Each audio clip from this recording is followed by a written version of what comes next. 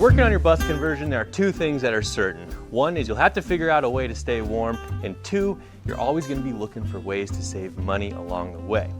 Now, if you want to accomplish both of those goals in one fell swoop, you can pick up a Chinese diesel heater. They are knockoffs of the German brands Webasto and Eberspacher, who pioneered that technology decades ago. It's a great way to get heat in your rig for just a couple $100, but not every Chinese diesel heater is made the same.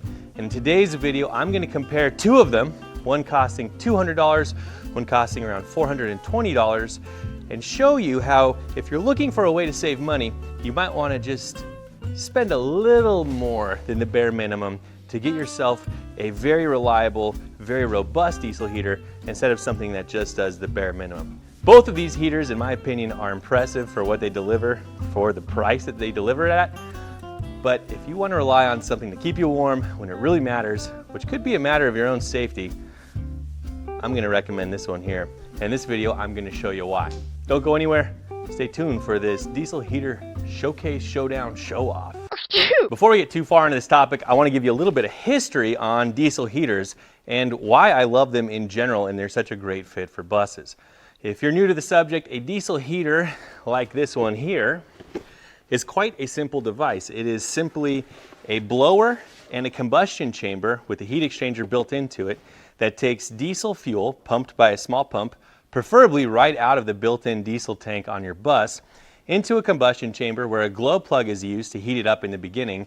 But once the flame gets going and the fan is circulating the air, the intake through to the exhaust, it spools up just like you would imagine a jet engine might, and it generates a tremendous amount of heat. Air is then drawn through the non-combustion side and then out the front through a heat exchanger where it picks up all the heat from the combustion chamber and blows that hot air into your living space.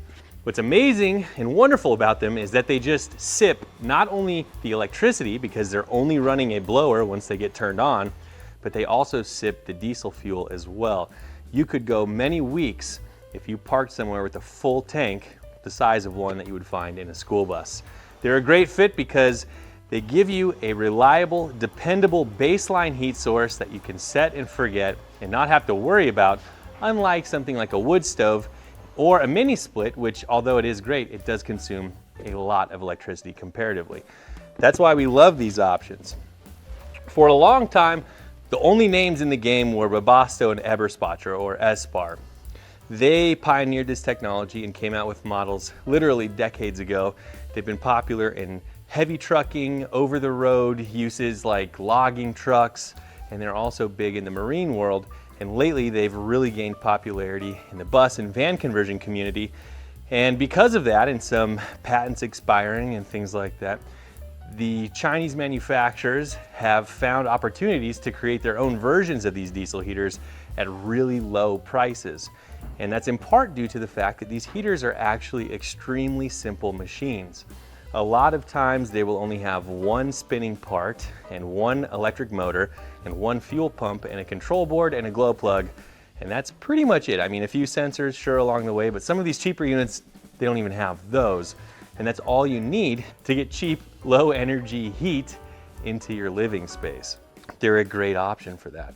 In the last few years, we've seen these Chinese diesel heaters arrive from places like Amazon or AliExpress, where you can pick one up for about $200 that has decent reviews if you're okay knowing the pitfalls that, well, these often do break. Now, if you compare that to the price of, say, a German version where you are spending a minimum of, probably $1,000 to $1,300 for their smaller models up to $2,000 for the bigger models, it's easy to see why a lot of people are choosing these cheaper diesel heaters because they're about 1/10 of the price. Interestingly enough, not all of these cheap Chinese diesel heaters are the same. Big shocker, right? I know a lot of things are generally made, in the same factories, or they look very similar, but there are a few models out there that actually really set themselves apart. And if you're looking for a Chinese diesel heater to save a few bucks, I want to introduce you to a diesel heater that I really like, that's made in China, that comes in still at a fraction of the price of those more expensive German brands, but in my opinion delivers all the same quality and reliability without any compromises where you don't want them, and that is the Levaner. And the Levaner model in particular I'm talking about are their Alpine Pro 5 kilowatt models. They also have the Pro 2 kilowatt models, And those are my favorite models of those, mostly because they are made with better components and they also feature automatic altitude adjustment for the air and fuel ratio. That is a huge deal, and I'm going to explain that to you. The cheaper models, they have no way of knowing what elevation they're at. Well, as you go higher in elevation, there is going to be less oxygen available for the combustion happening as the diesel is burned. The problem with that is if you go high up and the diesel heater is pumping in the same amount of diesel it would use if it was at sea level, you're going to be burning a very rich mixture, or should I say not burning a very rich mixture, because you're going to be getting a lot of soot buildup because of incomplete combustion happening in the combustion chamber. At worst, that soot could cause the glow plug to get caked so that the diesel heater has trouble starting or won't start at all. And at best, it means you're just going to have a dirty burn. However, that dirty burn will eventually precipitate the other problems I was just talking about. Now, there are ways you can compensate for that.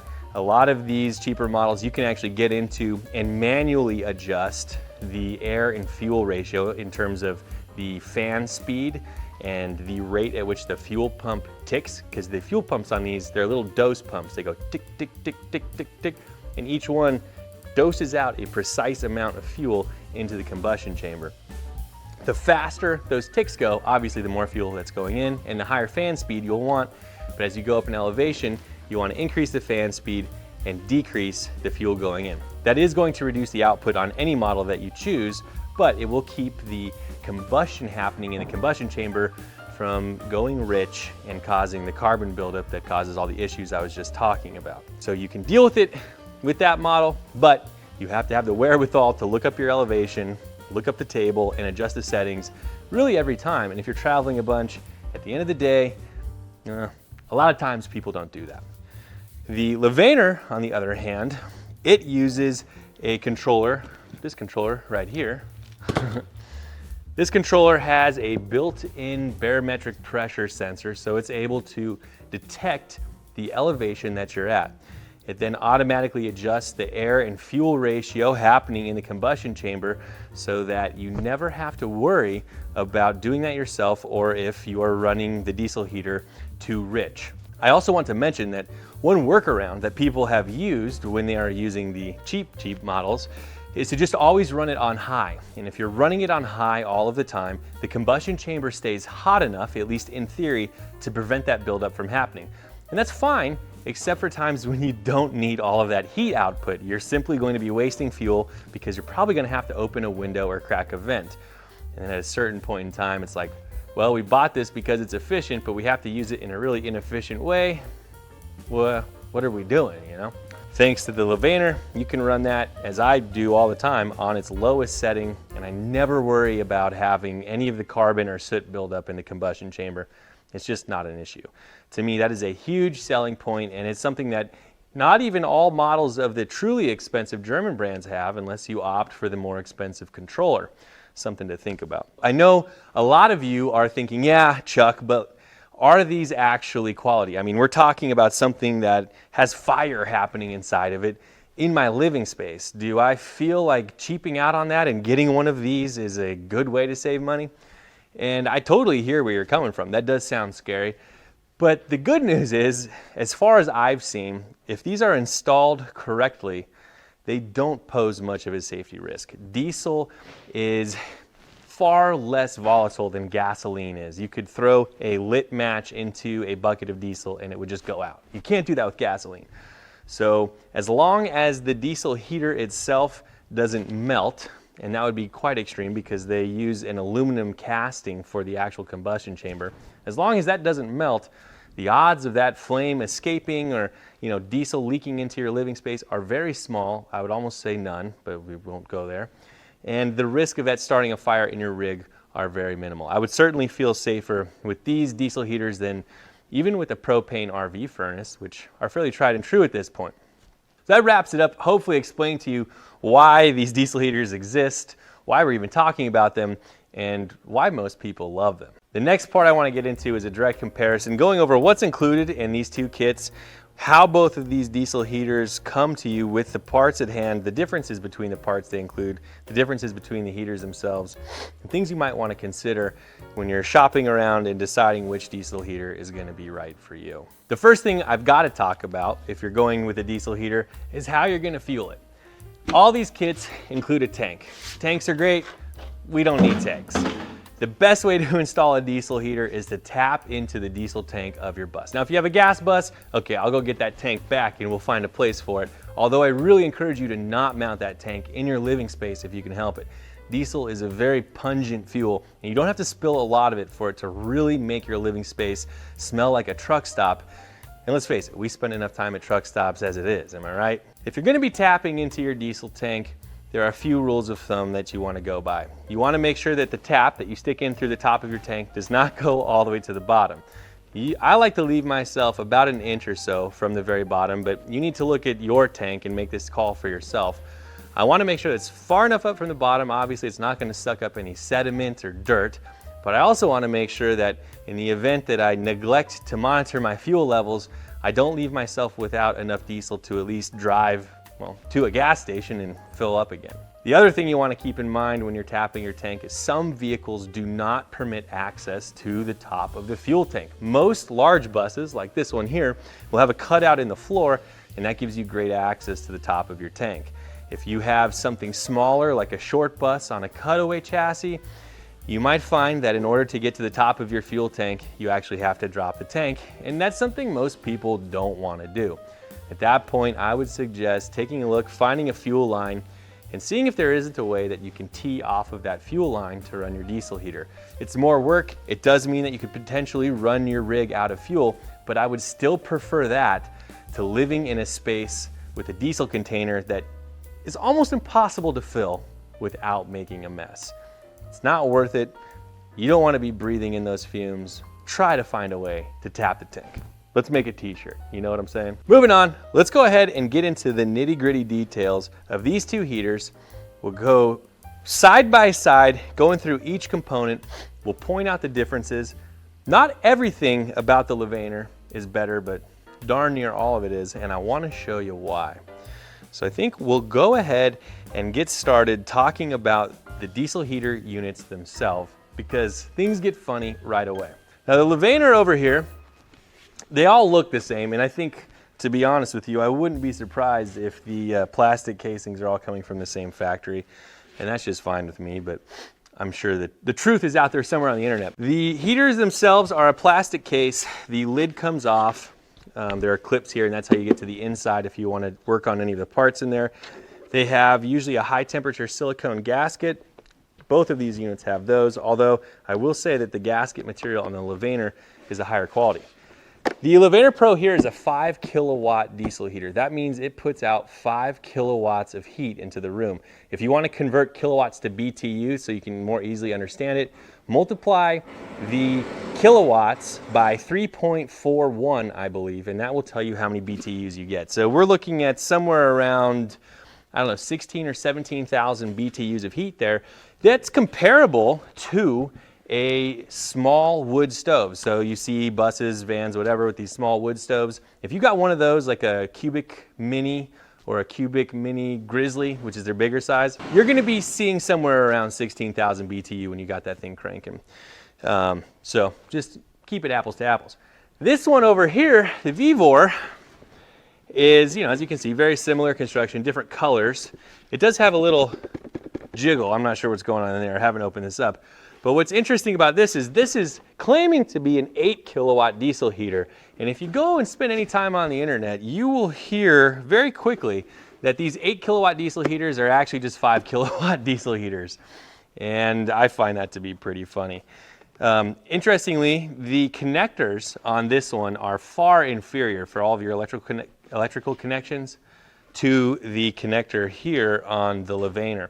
This one is a really nice one that has these like locking tabs that pull it down and cinch it shut. And this one really looks water resistant, if not waterproof. Whereas this one, well, I mean, it's about as waterproof as a light socket.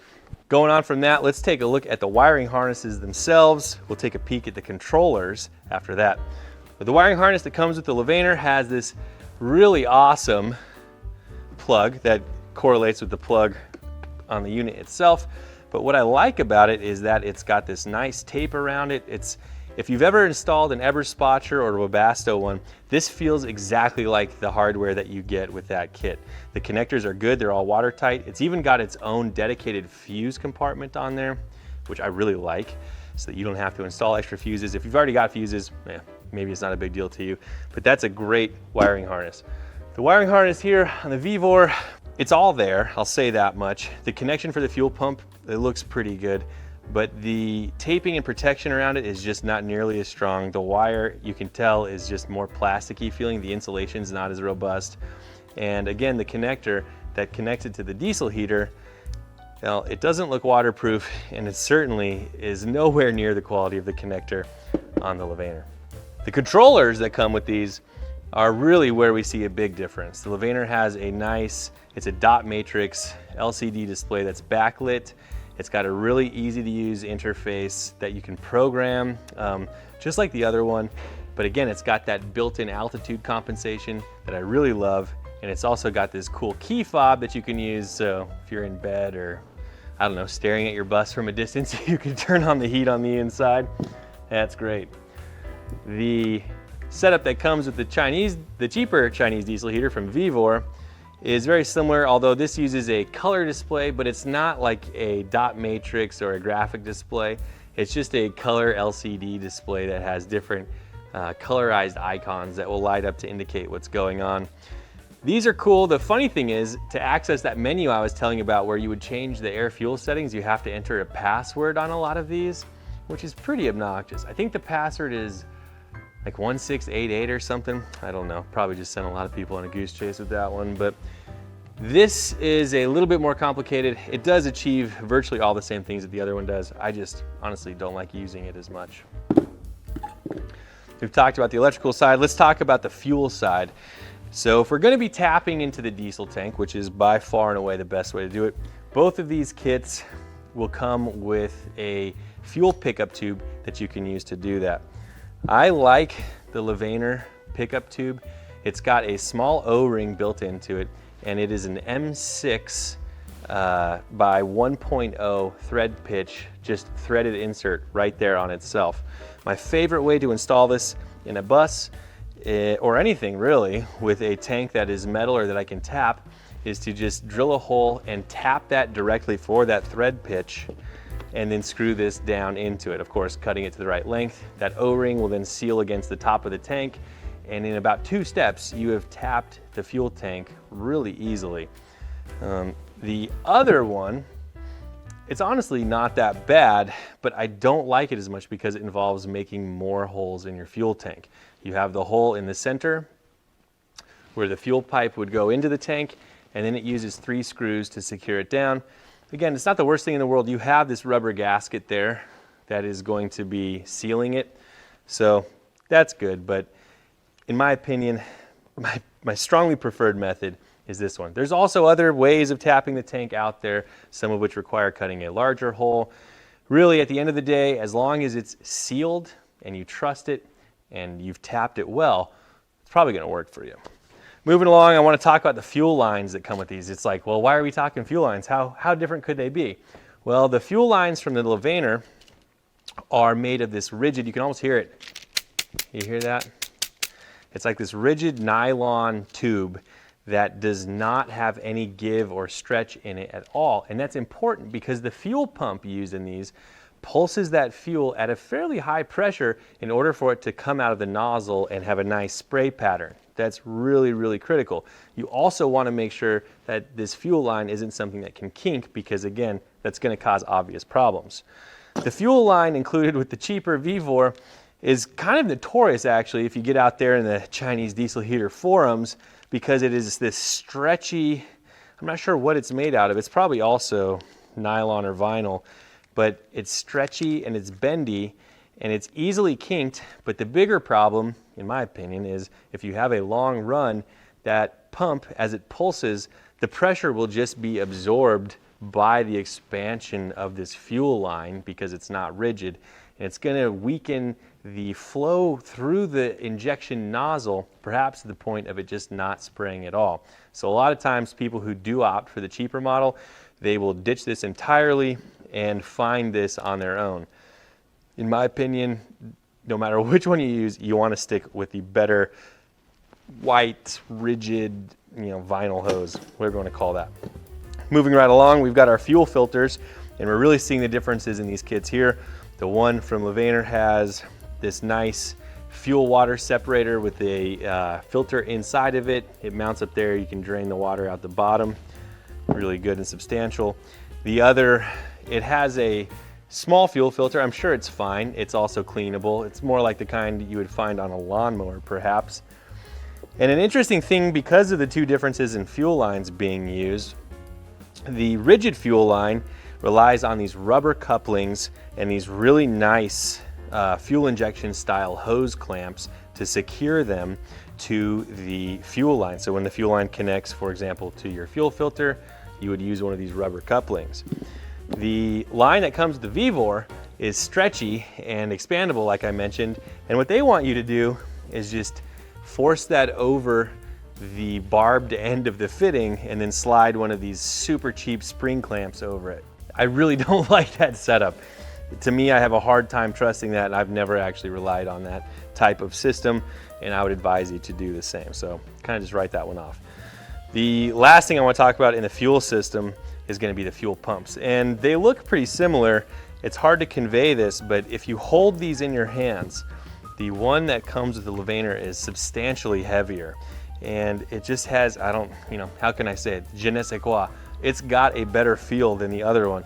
The electrical connectors on both are virtually, I think they're identical, so that's good.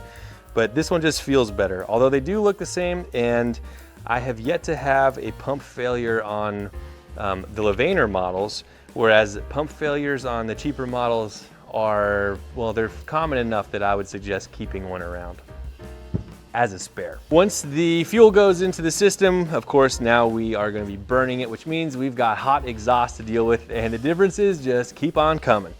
The Levaner model has a really nice stainless steel tube that's corrugated, and it's a thicker wall tube. It's got it's got a good heft to it, and it feels durable, and that's good because the exhaust coming out of this is going to be likely acidic, and it's going to have moisture in it, so we need something that's not going to rust out.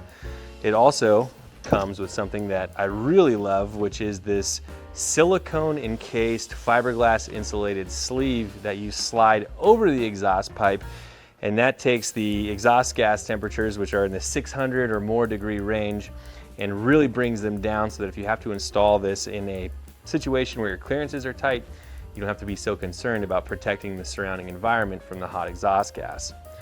Then goes through this nice stamped stainless steel muffler. This muffler, to me, seems almost, if not totally identical to the ones that are included in the S-Bar heaters, whereas the Levaner setup is pretty different. We've got this really thin, I don't know if you can hear that, but it is chintzy to say the least. Very thin walled, also stainless, but it feels like, it's like a soda can. I can basically squeeze it. Well, yeah, I could squeeze it literally with my pinky. It goes from there. There is no insulated heat shield. And then it goes to a muffler, and this muffler is, well, it looks to be stainless as well, which is good, but it is not nearly as nice of a stamping, and it's just held in place by some really kind of subpar looking tack welds, whereas this diesel heater exhaust, the seams are actually hemmed over, where they will fold the metal over the seam, which gives you a much more airtight seal around the outside. Let's talk about what's happening on the air intake side of things. Nothing too crazy. We've got both, I think, identical air intake hoses for each unit. Nothing too crazy there. And they both also have air intake mufflers. So these can act as a filter, but they also, there's a little foam insert in the one from the Levaner, but they also reduce a lot of the noise that you're going to hear, because the sound you're hearing coming out of the exhaust is also going to be heard coming through the intake. The one with the Vevor, it is totally empty. There's no, it's really just a plastic perforated cap. There's no foam or any type of filter medium in there. Maybe you don't need it though, huh? So once we got all this hot air, the air itself, it comes in through the back of the diesel heater here, and then it immediately comes out and usually will go into a T of some kind. The smaller diesel heaters, ones like a 2 kilowatt or, well, they're all 2 kilowatt if they're smaller than this, generally you're not gonna put a T on there. You're just gonna have the one vent that comes out. But these bigger heaters, they really put out a lot of heat, and you have the ability to duct it, and it makes sense. So both kits include a couple lengths of this ducting hose, and they both include a T. And interestingly, the T on the Vevor, I prefer, and that's because it's got this little deflector in there. I don't know if you can see that. That just kind of helps divert the air in each direction. Whereas this one, well, it's just a T, which is a T. To me, I think that's the only thing actually that the Vevor does better than the Levaner. We've got two types of, we've both got vents that come out there. These are actually, I think, the exact same vent. Maybe slightly different, but they look very similar. And that wraps it up for the ventilation side of things. When it comes to mounting these to the floor, this is called a turret plate. And the turret plate goes through, sits on top of a hole in the floor, and the diesel heater bolts on top of it. I really like the turret plate that comes with the Levaner because it has this little round part on the top, which is what actually makes it a turret plate.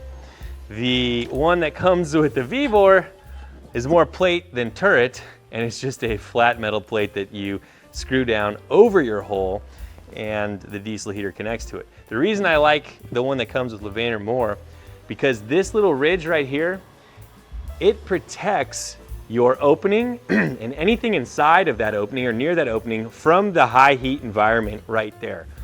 It's gonna protect your subfloor, your finished floor, and that's really great. In fact, if you're going through anything thicker, I definitely recommend making a collar to go around that and extend the non-flammable protection down until you can clear the floor of your rig.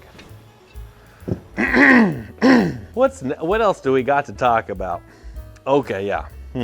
Well, and last but not least, when it's time to actually install the darn thing, you gotta read the instructions. And well, we can always count on these cheap Chinese imports for some comedy when it's time to read the directions, if not frustration. And the directions that are included with the Levaner model, they're great actually. It sounds like, you know, someone who is a native English speaker at least went through this, if not wrote this from the very beginning. You know, we've got great sentences like, in the heating mode, the heater can deviate from the shown normal or maximum installation positions by up to 15 degrees in all directions because of a slanting position of the vehicle or boat without any impaired functions. I mean, there's like a comma in there, no spelling errors. It's pretty good. And, you know, you take a look at this guy and you get great hits like, if this section of exhaust tube, which is all one word, inside the vehicle may be touched by a passenger, a protective cover has to be installed to prevent human contact and scald. That's a pretty good one there. At the end of the day, this one's actually not that bad though, because it's still got pictures and it's a few pages. Some of these, it's like a photocopy of a photocopy of a photocopy, photocopied by my cousin, passed down to my brother who emailed it to me, and then I printed it out. It's like that kind of quality. The last thing that I really like that the Levaner includes is a gasket kit and a couple of little filter screens that go over the glow plug inside the unit. I really love this because there will come a time, in fact, you're supposed to do it every year, where you'll have to open this thing up, service it, clean the combustion chamber, and make things are looking good. And this is exactly what that's for. Of course, the Vevor, well, just buy a new one, I think is the repair plan that everybody with one of these Chinese diesel heaters does. They just buy a new one. And the good news is they're so cheap you can. But in my opinion, I think it's worth the extra money to splurge for the Levaner. Now, if you're on a budget, it's incredible to me that, yeah, you can, for 200 bucks, buy something that'll heat your rig pretty reliably for a whole winter, especially if you pay attention to the fuel-air ratio as you're changing elevations. But heck, for another 200 bucks, you could get something that might last you many years and be much less troublesome along the way. To me, it's a no-brainer. But either way, I definitely recommend a diesel heater as the #1 way to keep your rig warm as a baseline heat source. If you have questions about how to install these diesel heaters, I've made several videos. I'll link to them here. Otherwise, best of luck in your diesel decision making, and hope you stay warm this summer and keep some bucks in your pocket.